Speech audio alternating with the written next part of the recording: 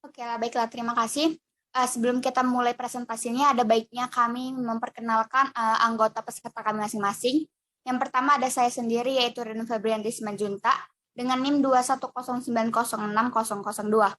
Dan ada teman saya, Malika Dialsu Tasowit, dengan NIM 210905008. Dan ada Risna Tanjung dengan NIM 210802011.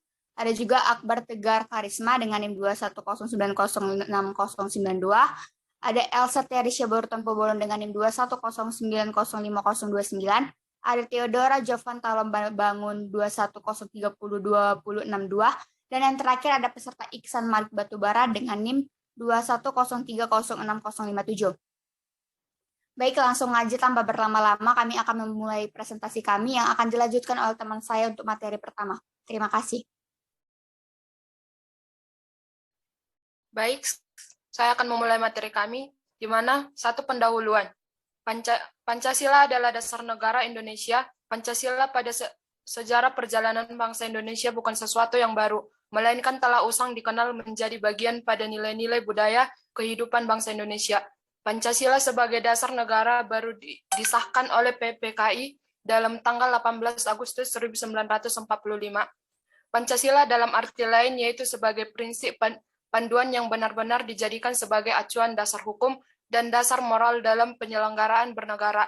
Menegaskan bahwa sebagai ideologi, Pancasila perlu disosialisasikan agar benar-benar dipahami oleh masyarakat Indonesia, khususnya generasi muda yang sebagai landasan filosofis bangsa Indonesia dalam mempertahankan eksistensi dan mengembangkan dirinya menjadi bangsa yang sejahtera dan modern.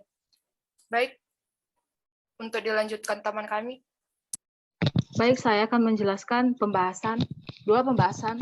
Pancasila sebagai dasar negara Indonesia, Pancasila diibaratkan sebagai pondasi. Jadi, semakin kuat pondasi tersebut, maka akan semakin kokoh suatu negara. Pancasila juga mencerminkan kepribadian masyarakat Indonesia karena di dalamnya terdapat butir-butir yang jika diimplementasikan akan mencerminkan kepribadian bangsa Indonesia. Seperti contoh yaitu sifat persatuan antar masyarakat di Indonesia di dalam kehidupan sehari-hari. Berikut beberapa peran dan fungsi Pancasila. Pertama, Pancasila sebagai dasar negara mempunyai makna, yaitu sebagai dasar arah dan petunjuk aktivitas kehidupan bangsa.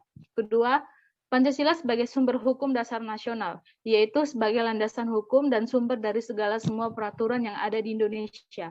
Ketiga, Pancasila sebagai pandangan hidup bangsa Indonesia, yang mengandung makna bahwa semua aktivitas kehidupan bangsa Indonesia sehari-hari harus sesuai dengan sila-sila Pancasila. Keempat, Pancasila sebagai ideologi negara yang merupakan tujuan bersama bangsa Indonesia yang diimplementasikan dalam pembangunan nasional. Baik, terima kasih. Dilanjutkan oleh rekan saya.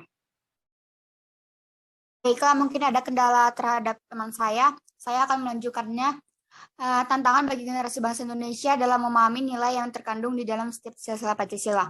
Yang pertama yaitu tantangan dari aktualisasi nilai sila kesatuan Pancasila, antara lain dapat dicermati atas hasil interaksi nilai spiritual, ketuhanan yang Maha Esa versus nilai sirkualisme dan liberalisme.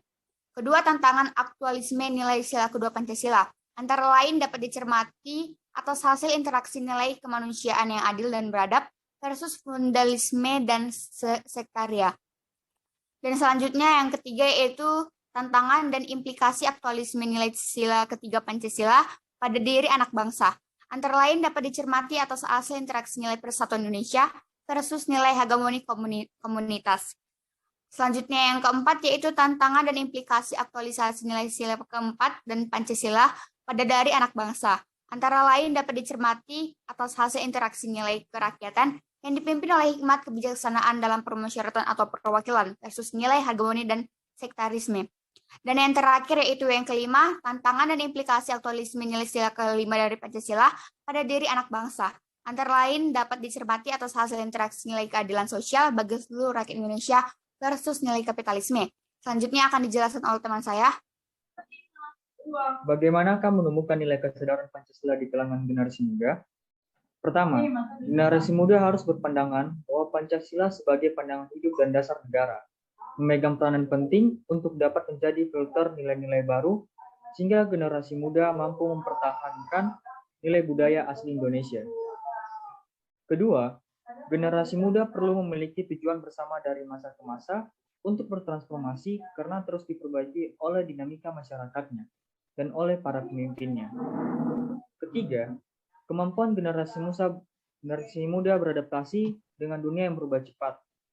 Sejarah membuktikan banyak peradaban masyarakat yang telah hilang karena tidak mampu beradaptasi dengan perubahan dunia.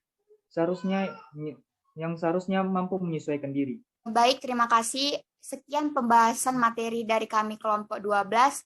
Selanjutnya kami akan membuka sesi pertanyaan. Sesi pertama akan kami tampung 2 pertanyaan kepada kelompok penyaji, pebanding atau kelompok penilai.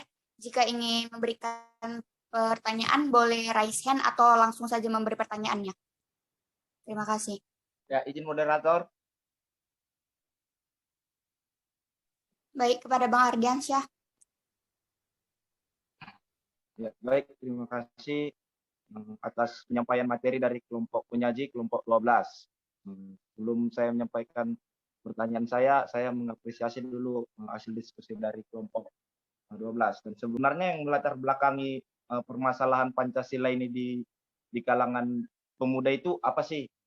Kenapa Pancasila itu sangat penting di kaum pemuda? Itu yang pertama pertanyaan saya. Sehingga kelompok penyaji mengambil tema tersebut. Saya akan menjawab pertanyaan dari Bang Ardiansyah. Mengapa Pancasila itu penting bagi kaum muda? Pancasila kan merupakan dasar negara dan sumber dari segala hukum. Nah, Pancasila itu berguna untuk seluruh bangsa yang ada di Indonesia ini. Secara khusus, Pancasila berguna juga bagi kaum muda karena Pancasila itu sebagai alat atau kontrol sosial dalam kehidupan bernegara. Nah, selain itu, Pancasila juga sebagai petunjuk hidup dalam kehidupan sehari-hari. Bisa kita ambil contohnya, misalnya sila pertama, ketuhanan yang Maha Esa. Berarti kita harus menghargai agama orang lain. Rajin beribadah bagi umat Kristen dan rajin beragama ke masjid bagi umat Islam.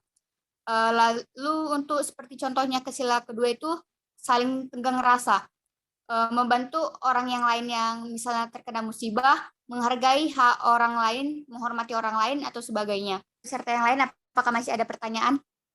Saya ingin bertanya. Ya Kak, boleh lanjutkan. Baik, terima kasih. Nama saya Lesya Naftar Syambatan, NIM 210200391. Pertanyaan saya simpel.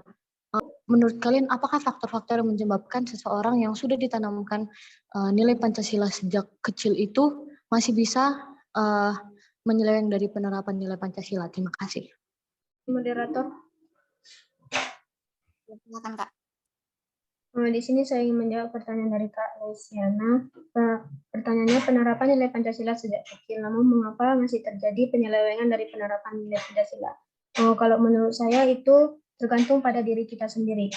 Penerapan nilai Pancasila itu memang sudah ditekankan dari kita kecil, namun tergantung pergaulan dan teman-teman kita masing-masing. Contohnya jika kita berteman sama orang-orang yang pemahamannya kurang tentang Pancasila, mungkin saja kita dapat menyalahgunakan nilai Pancasila tersebut dan melakukan kesalahan-kesalahan yang fatal. Nah, jadi kalau kita berkawan dengan orang-orang yang penerapan nilai Pancasila itu bagus, bersosial, maka kemungkinan besar nilai Pancasila itu pasti terlaksana. Menurut Kak Luciana, apakah diterima atau kurang? Baik, berarti menurut kalian bahwa faktor yang bisa membuat seseorang itu menyeleweng dari nilai Pancasila adalah faktor pergaulan, begitu? Izin yang pertama itu baik faktor pertemanan dan juga lingkungan dari kita masing-masing. Serta keluarga mungkin juga berpengaruh seberapa tekan orang tuanya ini menerapkan nilai Pancasila ini kepada anaknya. Oke, baik, terima kasih. Semua pertanyaan sudah kami jawab. Sekian kegiatan debat kita pada hari ini. Terima kasih juga kepada peserta yang sudah hadir. Dan sebelumnya kami mohon maaf atas kesalahan kata ataupun perilaku yang kami terapkan di kegiatan ini. Baik, kita tutup sesi pertanyaan. Jadi kita tutup kegiatan hari ini. Terima kasih kepada kelompok penyaji dan kelompok penilai.